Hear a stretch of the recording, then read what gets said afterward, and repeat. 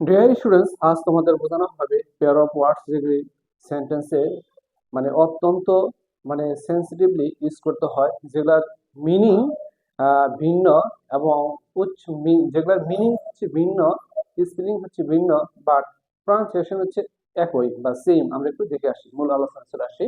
1 নম্বর, accept, ACCEPT, accept মানে গ্রহণ করা, EXCEPT অ্যাকসেপ্ট ব্যতীত। 2 নম্বর, অ্যাডভাইস, ADVIC অ্যাডভাইস মানে উপদেশ, অ্যাডভাইস, ADVISE অ্যাডভাইস উপদেশ দেয়া। 3 নম্বর, ASSAY চেষ্টা করা, ESSAY মানে রচনা বা রচনা করা।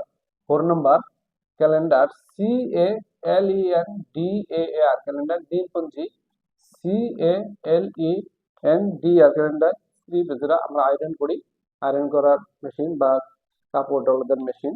5 নম্বর, লেটার, LATER লেটার, অধিকতর বিলম্বে বা দেরি বা বিলম্ব, LATER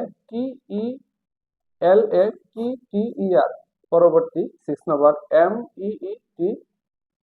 MEET মিট মানে মাংস বা গোস্ত, MEET সাক্ষাৎ করা, যেটা মিট।